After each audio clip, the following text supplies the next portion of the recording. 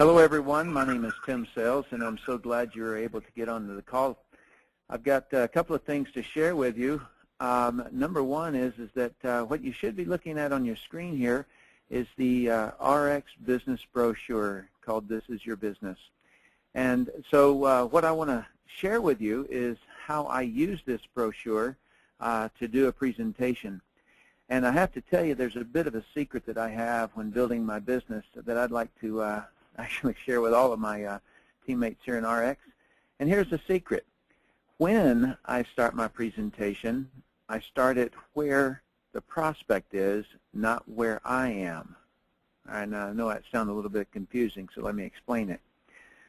When the word where does not mean the prospect's physical location. It means their knowledge location.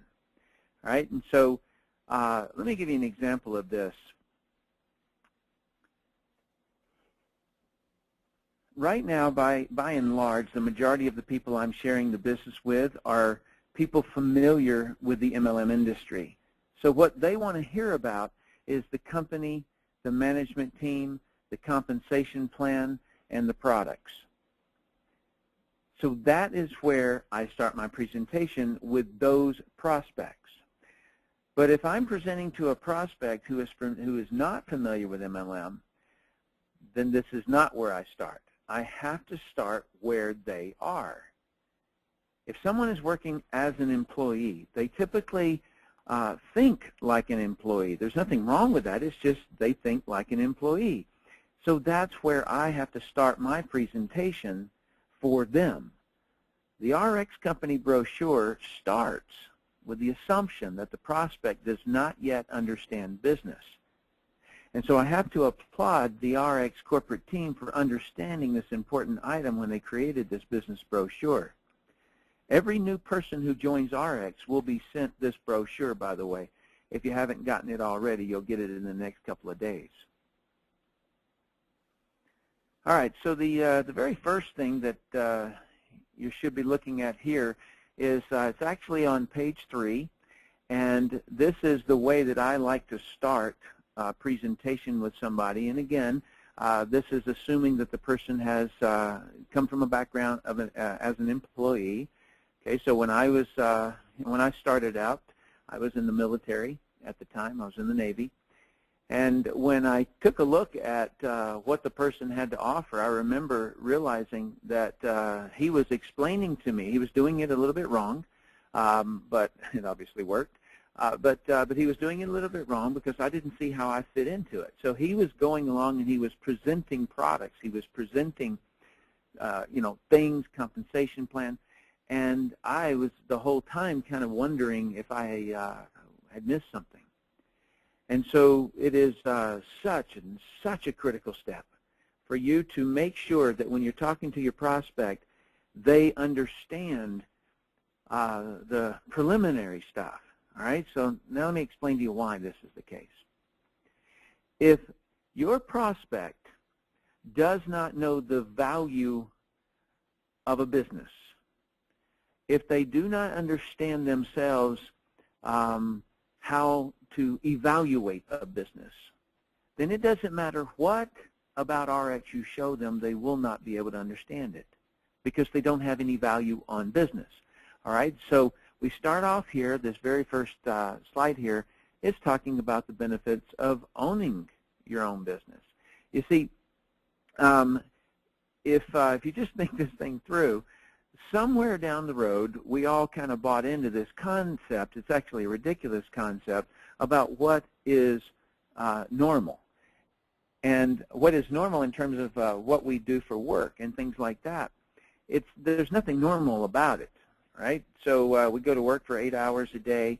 We spend 50 weeks a year, and so our boss lets us have 2 weeks of vacation. That's not normal. All right? It's only normal because that is the way that we have kind of accepted, if you will.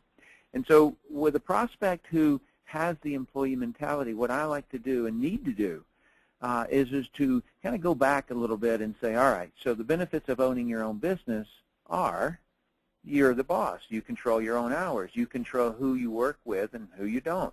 You control your income. You control when you get a raise. You control when you take a vacation and if you ever come back. You get great tax advantages for owning your own business. You can pass a business on to your loved ones. You can't pass a job on, right? And so you're investing in your time instead of spending your time. And there's a big, big difference there. And so I like to start off a little bit in the beginning stage like this when I'm talking to a prospect this way. Now, something else that I failed to mention in the very beginning here is that when you're using this brochure, kind of the idea behind it is that you can use it as a presentation tool, if you will. And you can draw on it, you can circle things, you can sketch on it, you can diagram out some of the compensation plan things and anything like that in the back. And then give this person the brochure when you're done, so that when they go home and they talk to their spouse gets to read it if they want to read it from cover, from start to finish. And so that was the way that it was designed, so that it can be used as a presentation tool that you end up handing to the person, and so that when they take it home and they show their spouse that it's able to be done and used both ways. All right, so the next thing that I want to talk to them about, and again, remember while we're doing this, we're educating them about what business is so that they can then later in the brochure evaluate ARIIX as a business. Trust me, I cannot believe how many thousands and thousands of presentations go on all the time, and they never even think, oh, well, the reason they said no is because they don't know how to evaluate any business. They weren't saying no to ARIIX, they were saying no to business because they have no idea how to evaluate it. And what I've learned in the past is that typically when somebody cannot themselves evaluate a business, they have to rely on the opinions of others. And so then that's what they'll say, what do you think of the business so-and-so, or what do you think of MLM, or something like that. It's because they can't themselves evaluate a business. So that's the reason this step is so critical. All right, so then I go through and I just basically, go through this brochure just like this. So what is business? All right, number one, it's making people's lives better. But that's generally what business is. You yourself need to define what business means to you. Is it that you want to make your own hours? Is it that you don't want a boss? Is it that you want huge financial gain? Talking to someone, and let's just say that his name is Zach, I would say, hey, Zach, why would you want to own your own business, right? And so let that person tell you. All right, let's go to the next one here. And then once you know what they want in a business, you can kind of guide it towards what they want. In other words, just basically using that in the sentence a few times. And then, when you have a particular point or you want to stress something, you just go ahead and, use that person's phrase in there. Okay, so I've outlined in red a couple of the main things that when you're actually using the brochure to present, you'd want to circle this area. You want to make sure that you're focused in on it. The first one there on the left is that what you're looking for in a product is that you want to make sure the product is unique and consumable. And you want it unique because if they can get it down the street, then they don't need to use you. And if the product's not consumable, then you're unemployed until you do it again. And so if we sold houses, then we're unemployed until we can find somebody else to buy another house. And same thing with cars and things like that. So we want it consumable. And then the second box that I've outlined there is that this is a point that you are going to have to make because so many times people, and this is a really good one for chiropractors and doctors and physicians and people who are, in essence, self-employed, but it all depends on them, and that is you have to share with them the difference between selling themselves and selling a product. If they get locked into selling themselves, then they lock themselves into time restraints. And so an attorney only gets paid when he's actually on the clock with the client, if you will, because he sells his knowledge. Where if you sell a product, then that product can be manufactured millions and billions of times, but your time cannot, all right? Well, it can be, but I'll explain that a little bit later on. So these are the 2 points that I would recommend that you really highlight on this particular page. The next one here is the trends. And what we're trying to establish with the trends is that that they see that if they came out with vinyl records today, or if they came out with some idea, it doesn't necessarily mean that there is someone to buy it. And there has been so much emphasis put on the baby boom generation, and I like to use this little graphic here to illustrate why. Every one of those orange bars represents a year, and how high the bar goes represents how many babies were born that year. And what you see in the gray bars is how few people were born in that year. If you just happen to glance in the lower left-hand corner, you'll see in 1940 there were about, I think, about 2,500,000 people born. And then at the peak over there on the baby boom side, there were almost 4 million people born. And so you can see the big, huge contrast of what it must look like, or what it does look like when that many babies are born in one block of time. So it's quite substantial. So that's the point that I like to make on this particular one, is that if you time your products to what a massive trend of people are doing at a particular time, then you can do very, very well. And if you miss this, you can really hurt. In other words, it can really cause you a lot of pain because you just missed the market. And kind of the phrase that I typically use on this one is that when you are in front of the trends, you don't have to be very good. But if you are against the trends, right? So if you're trying to sell real estate right now, today, you have to be so good. You have to be better than everybody, right? But back when the baby boomers were all leaving their nest, leaving their homes, going out and buying their own homes, you didn't have to be good at all. You just simply needed to have some houses to sell because the demand was so strong. The next thing I want to emphasize for you is that I like to tell history of this, and so you can just, with your pen, you can circle this section if you want, and then draw a line over to the basketball that's in the garden hose. And so this illustration here is that it shows that when the babies were born in 1946 or so, that it just only took about a year before 1 billion jars of baby food was used. And so that's substantial. So again, you don't have to be very good. You just needed to have strained baby food at the time, and 1 billion kids eat it. And so that's what happens when you're in the front of the trends. But then just guess what happens when those babies move onto more solid foods? Well, those baby food jars are worthless now, right? In other words, it shrinks so substantially. And so every industry has gone through this expansion, contraction, and it's all been driven by the baby boom generation. And the point that you have to make at this particular one is that you say, if you come all the way up to 2012, 2013, what you're really looking at now is that those babies are aging. All right, they are now in their mid, late 60s, and health is a big issue to them. Wellness is a big issue to them. How to be healthy is a big, big issue to them. And so that's probably the most dominant driving trend around the world, because the baby boomers are not just the United States phenomenon. There are 1 billion people worldwide. And so it's so substantial worldwide. Of course, vanity, things that can help them look a little bit younger, is always going to be an issue.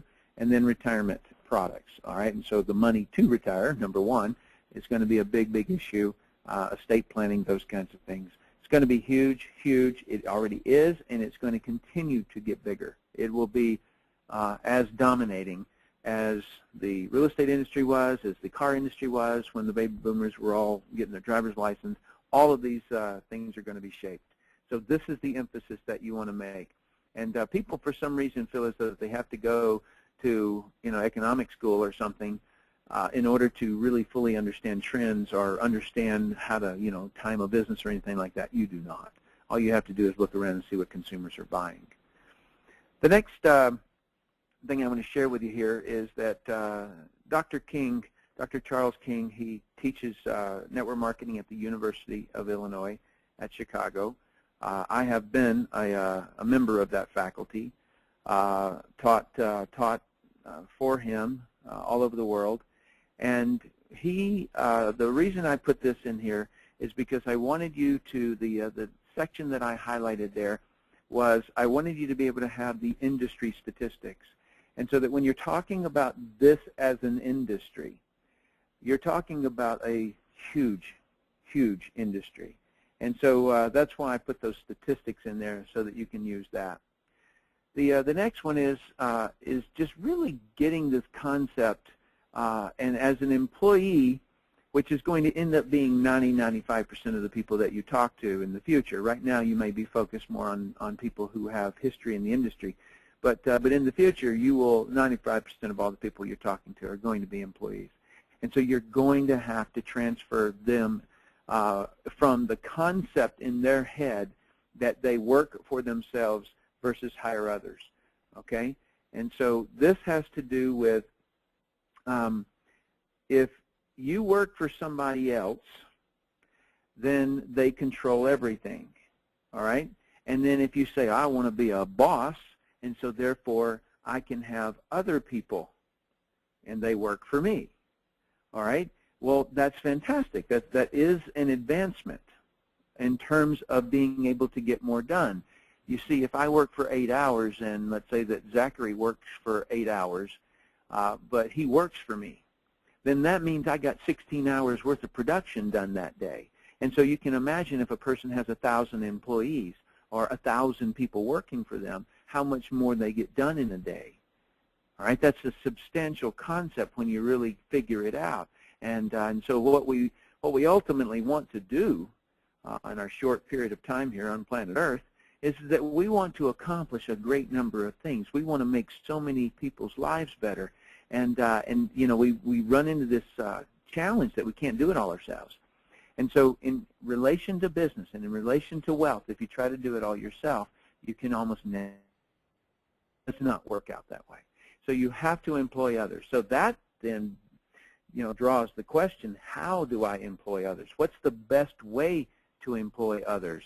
And so what I do is that I like to describe a real estate broker, real estate agent scenario.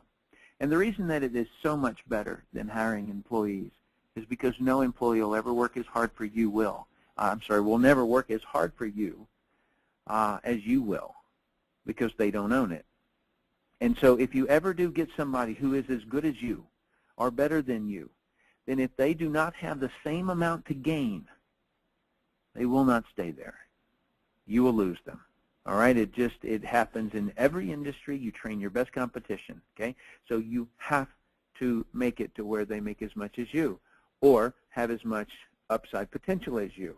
And in an employee-employer relationship, it just typically isn't there, all right? And so the way that I walk a person into this understanding is that I describe a broker. And so a real estate broker hires an agent, all right? And so we put the word rep there instead of agent. And so a broker hires a rep. The rep goes out and sells the house. The broker earns 3% commission, and so does the rep. All right, well, why did the rep earn, or why did the broker earn a commission when it was the rep who actually did the selling? Well, the broker was the one that got the rep, trained the rep, put out ads in the newspaper, proven ads. In other words, their ads actually work, things like that, okay? And so what point you really want to make here is that it's not illegal. It's not predatory for the broker to earn a commission off the representative. And in no way is it predatory. It's actually, you know, very good, honorable. All right, and so the picture on the right-hand side shows you, and you just have to ask this simple question to the prospect that you're talking to. So if the broker wants to make more money, then what must the broker do? Well, the broker must hire more reps. And so if you had 3 reps, you're going to theoretically make 3 times the amount of money as 1 rep. All right? But the problem is that the representatives can't do this. Representatives can't hire 3 reps. And that's the reason that I brought up that question. If they don't have as much to gain as you do, you'll lose them. And so pretty soon that rep's going to move over. Okay, so in the picture on the left-hand side, which is what I labeled competitor number 1, broker has one of those really, really good reps. That rep is going to say, hey, wait a minute, I can do what that broker's doing, and then move up and out. And so that broker, the original one in that first picture here that is on competitor number 1, that broker actually trained his competitor.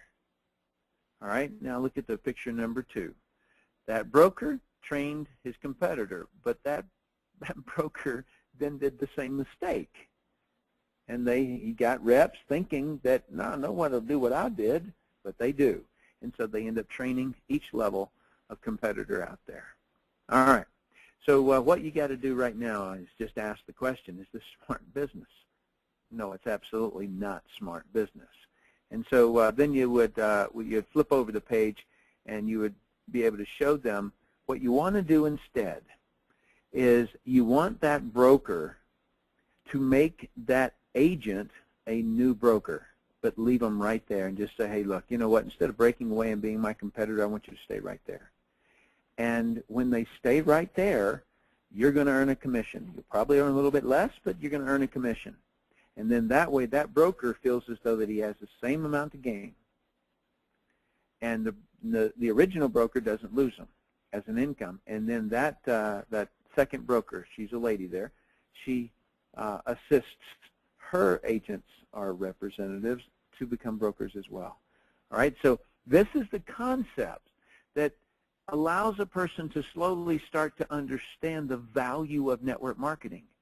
You see, if you just dump it on them and they don't know what it is, maybe they heard that it was a pyramid scheme, maybe they heard that it was a Ponzi scheme, maybe they think it's one of those things where you got to get in at the beginning and the people at the top make all the money, and all those things come up into their head. But if you walk them through this process of seeing that it works this way, then it'll make a lot more logical sense. It doesn't mean that they won't necessarily have any of those objections, but we put those in the brochure too to help you overcome those. Okay, so what I've got here on page 13 is that that long-term rule. I've described it to you already, and that is that in order to employ someone, you're going to have to, in other words, to retain them, you're going to have to offer them the same amount to gain that you do. All right, so I put that in a little box. I'd recommend that you highlight that to the person. And so then on the picture on the right is that as broker number 1 helps broker number 2 get his reps and sell more houses and things like that, and then broker number 3, so that first broker gets a little piece of everything that they do, and he should, because remember at the beginning, he did a lot of the training. He was the one that hired and got proven ads in the beginning, things like that. Okay, so it fits very nicely. And then the next one is that you just say, all right, we don't sell houses here because the trends are not with houses. What we have are nutritional products that are very beneficial for people. And then as we get other products and other categories and things like that, you'll be able to kind of go down the path that you most want to go. And so the picture on the left-hand side shows you as a representative, and instead of, selling real estate, you're selling the nutritional products, and so you've got customers. All right, and so that's step number 1, and this is the best business model that could possibly be. So you don't want to have employees, and representatives are better, but you don't want to train your best competition, and so now here's the very best business model you can be in. Okay, so that's what page 14 is doing, is showing you that this is the best business model you can be in. All right, and so on the right-hand side that I've highlighted in red there is that you, and then you train your you get customers, and then you get a rep. Once you get a representative, then you train them how to get customers. And then the next one, you can see that in the very bottom there on the left-hand side, then that person gets a new representative, and you make sure that your rep can train that new rep. All right? And so that's basically the very best business model, because everybody's training everybody. And so often people feel as though that the reason that they can't do business is because they have to go to business school first, and maybe they don't have the time, maybe they don't have the money or whatever, and they feel as though that they have to go to business school in order to be able to be a big businessman or big businesswoman. But that is absolutely not the case. You do need education, but it does not need to come from a college. In other words, one person who knows how to do it, and then train those people how to train others to do it. And that's exactly what this process really is. And then you probably know my success in the industry. I've made many, many, many millions of dollars. And this is not theory, okay, because I was a D- student when I went to high school. All right. So if this slide right here, or not slide, and if you were looking at it in the brochure, it's page 18. This is where, if you have somebody who has MLM experience, I would just jump right straight to page 18. And I would just start off with saying, all right, so you know about the industry, you know of its merits, you know the importance of working for yourself and all of those things. And so I'm sure you're probably interested in in what the company's vision is. And so this would be the page that I would start. I would just go through each one of these. Now, very important, if you have somebody who has been in the industry and not succeeded in it, then what you will have to emphasize is this part that I've highlighted in red, and that is that we're going to give you the training. All right, so if somebody has not had success before and they're coming in and giving it another try, you've got to let them know how the training is going to be different. All right, and it's going to be better. Okay? All right, then the next one that you would show, and by the way, on that last slide I forgot to mention that if you've got a person who has come from an employment background, then right up to that slide, and I'm just going to back up there.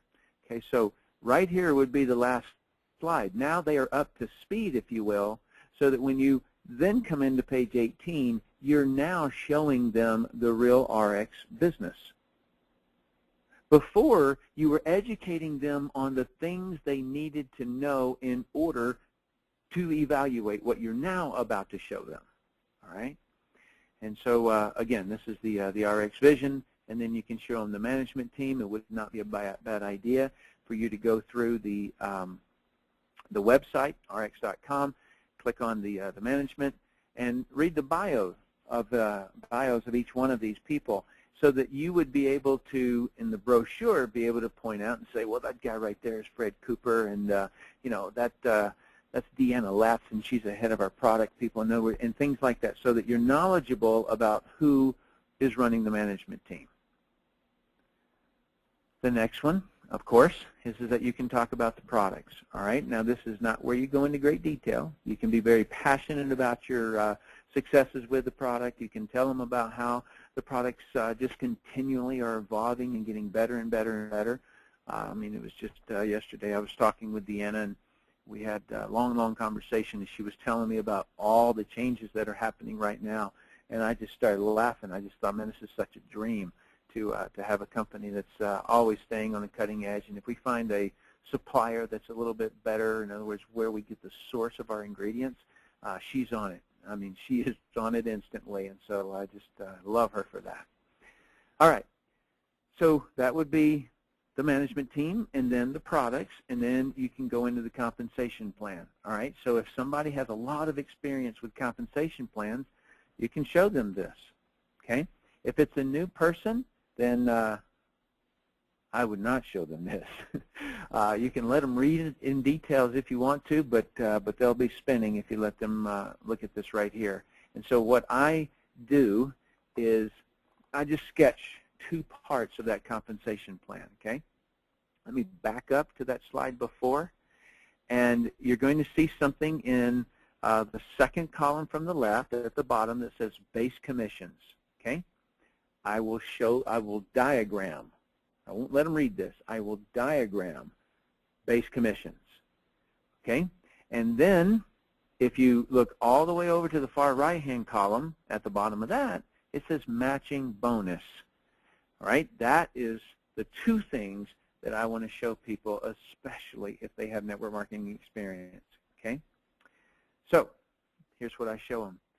You'll see this dotted black line that runs vertical. Okay, so don't look on anything on the right-hand side of that for right now. On the left-hand side, what I show them is I just sketch this on a piece of paper, and it's just like this, okay? And so I will sketch starting with U, the U on the left-hand part. And then I will say, you know, this organization starts off as a binary, meaning 2. So you just get 2 people, all right? So probably you know 2 people who would want to be their own boss, make their own hours, go to on vacation and come back if they want to, things like that, right? You could find 2. Okay, so that's the whole concept, and then you're going to teach them how to get customers and then teach them how to do the same thing. And so on the left-hand part here, we have a blue circle, and that we call our power line. And the power represents that it is got more volume, not necessarily people, but more volume in it. We don't get paid on that one. On the right side of the blue part there, we have a pay line. That we get paid on. And then the orange box at the bottom, it says 15% on week side up to $2,000 a week. And so I then normally say, all right, so on your pay line number 1, you are going to build your people here until there's enough volume that you're making $2,000 a week. And then it optimizes. In other words, you can still continue to build there, but you don't make a lot of extra money that way. The next one is that allows you, when you've built one of them to $2,000 a week, is to build pay line number 2. And then I just draw it just like that. I don't have a bunch of circles or anything like that. I just build it. I just draw it just like this, and I go, then do it again. And you just keep adding these $2,000 a week lines, right? All right, now, for those of you that know the compensation plan fairly well, you might say, well, why don't you teach them about the putting income positions underneath some of these lines and all of that? There will be a time, and that time is if they know enough that they ask me a question about something, well, then I will know, okay, well, I can go a little bit deeper here. But if they don't ask anything at all about the compensation, I will not do it, because this kind of stuff just confuses people. So that's all I'm going to draw is what you see there on the left-hand side. If that person has a network marketing experience and they are a big hitter, what I would do is I would definitely show this right-hand side, because I have to tell you, this is one of the things that that caused me to be in this business, is this 5% down 7 levels deep. Now, it's not 5%. It's 15% on the first and 10% on the second, and third down to 7 is 5%. Where I made many, many millions of dollars, it was 5% down 6 levels deep. And so when I look at this as compensation, it's just unbelievable to me. And so I couldn't be more excited. So anybody who really understands, you know, the money can understand if I get paid 5% down 7 levels deep, that's substantial money. All right, and so you just need to show that. And then down in the black box warning down there, I just have that extra little thing down there, and it's going to be very important later. Okay, so I just say now, but 5%. All the way down, that assumes that you're a 2X membership. And if you did want to get started, I would share with you how you become a 2X member, and that's the way that I say it, so that I have planted that seed there now when it matters. Okay, and say, you know, so if you don't want to be a 2X member, then you would get basically half of that commission. And then I move on. Okay, and so then here are the other parts of the compensation plan. If you have somebody who is, you know, coming from working for somebody else as an employee, you know, you might circle that luxury car bonus and say, hey, would you like to have a nice car? It's not that difficult here. And then just show them how to do that. And that typically works. Then we hit the objections part. And what I advise you to do is that if any time during your conversation an objection pops up, do not progress. All right? Do not bury the objection. They don't go away. And don't say, I'll cover that later or anything like that. Because what happens is that when somebody opposes something, then they oppose it. That means they're not really listening with interest. They're actually listening with proving you wrong. And so what you've got to do is, if an objection pops up, then you need to say, okay, well, you know what, let me show you something. You think this is a pyramid. I can understand that. Let me show you something. And then you flip over to page 26. And then right here you explain to them, okay, so this is the typical way a person views a pyramid. The people at the top make all the money, right? And so then you just explain that in a typical corporation, the CEO makes more money than the president, and the president makes more money than the vice president, and the middle managers make more money than the staff. And so that is each level making less money, so the person at the top does make all the money. And I typically will just just share a little story and say, you know what, back in 1975, the Federal Trade Commission tried to sue Amway for being an illegal pyramid scheme. And 5 years of litigation, what came out in the end of that was that the court ruled that Amway was a legitimate business and not a pyramid scheme. And one of the influential points of that was that there were people who came in to testify, and that the records would show that people in the lower ranks were making more money than the people who had gotten in before them. And so it proved the entire theory wrong. And I actually find it quite ironic that we are the industry that people think the people at the top make all the money.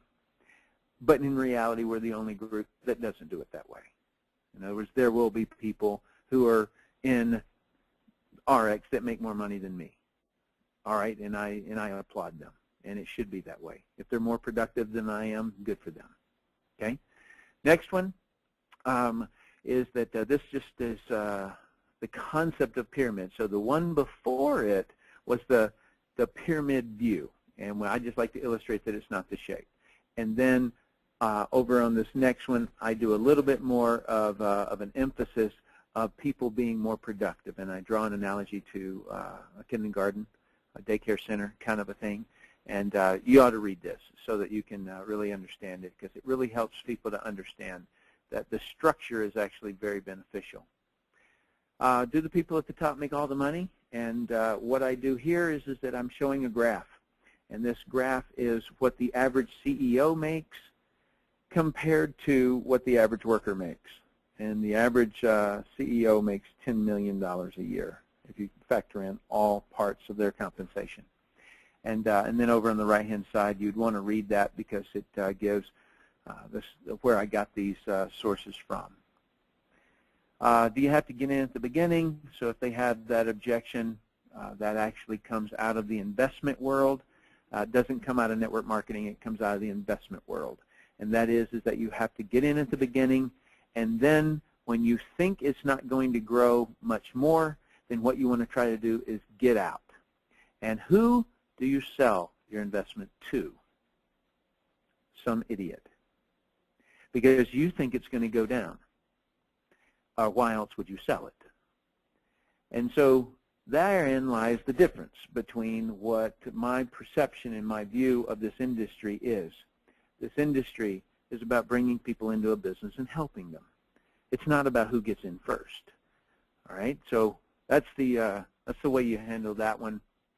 And then the too busy objection, and anybody who has the I'm too busy objection is, and I didn't get to highlight this one, it would be in the first column and the very last thing, and it says I can do it better myself or I can do it quicker myself.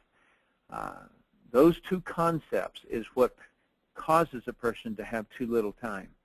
A person does not get more time by working harder or faster or anything like that. They can squeak a little bit by being more efficient, but that does not do it. The only way you ever get more time is through the leverage of other people.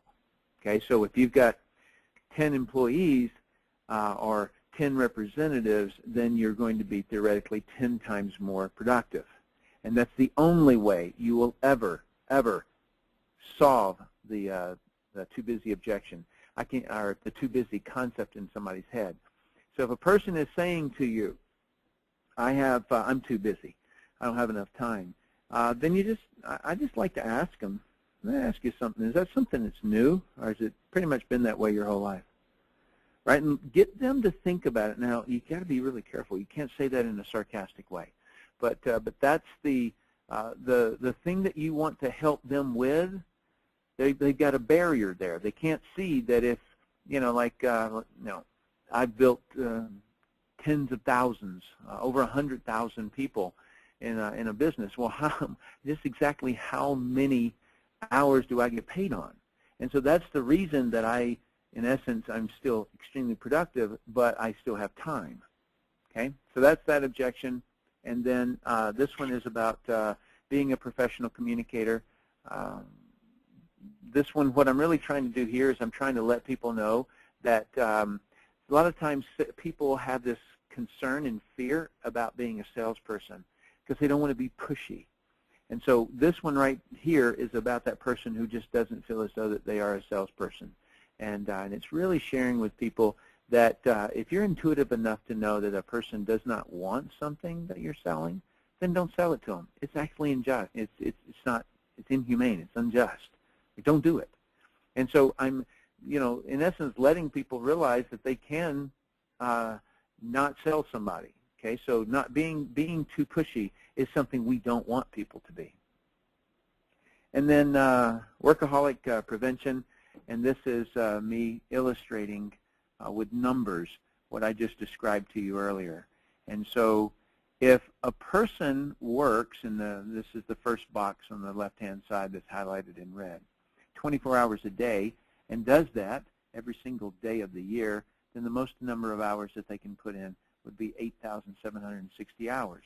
All right, so again, but that would be working every single day for a year and every hour of every day. Okay, so obviously nobody can do that. But 8,760 hours is the most they could ever do.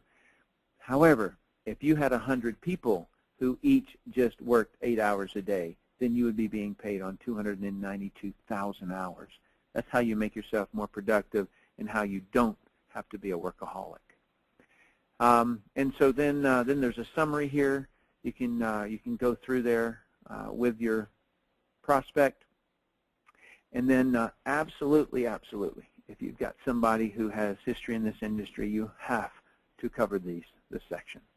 The real reason that I was so over the top impressed with ARIIX is because of what they set down and wrote up, and of how they were going to be different. And so in essence, they were going to be building a model MLM business. And I wanted to create a company, an MLM business, that had a model training in it. And what these guys have done on the model MLM business side is just incredible. If you knew how many hundreds of people that I know who have basically been terminated by their network marketing company, it would break your heart. Where many people think that they build MLM companies, they're distributorships, and so many people build their businesses, and they don't realize how fragile that is, because there is a person who, or a couple of people that sit in that company, and that they can terminate you if you do something that they don't like. And then if you try to do something or say something, then they can hold your check. They can stop payment on your check.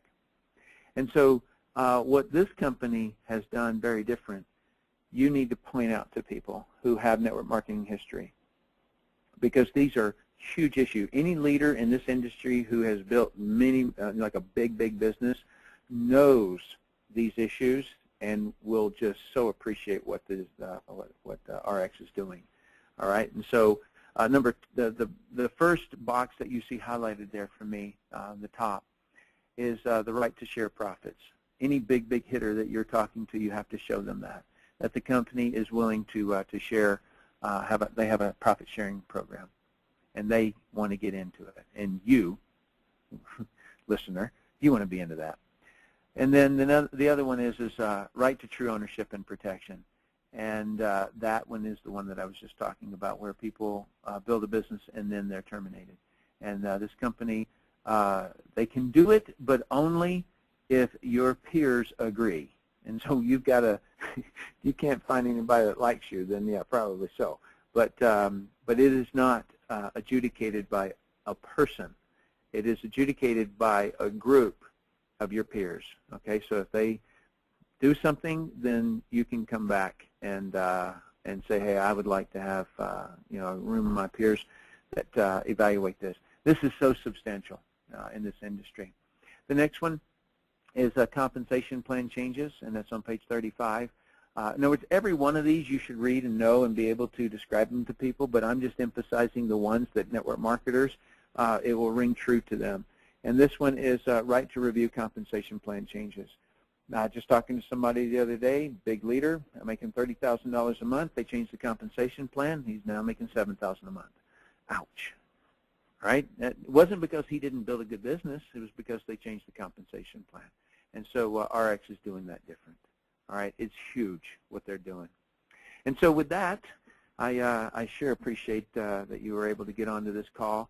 I hope that I've made your life a little bit better by the information that I've shared with you here. If you'll present this way, I assure you that you'll have greater success, because if you present in such a way that you jump ahead of them and you start presenting company, compensation plan, trends, time, you know, that kind of stuff, then you'll alienate them, because they're not up to where you are. And so so start wherever they are, all right? And it doesn't mean that somebody who has a ton of experience in network marketing, you're going to sit down and you're going to start talking about the baby boom generation, okay? You don't do that either.